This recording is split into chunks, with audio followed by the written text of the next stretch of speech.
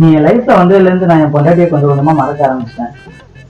இப்பெல்லாம் உன்னை பார்க்காம உங்ககிட்ட பேசாம என்னால கொஞ்ச நேரம் கூட இருக்க முடியல.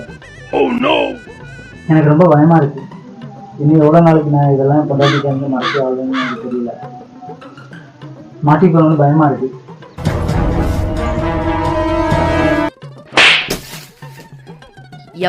எவடி போன் எடு. போன் பாவி அங்க பாரு.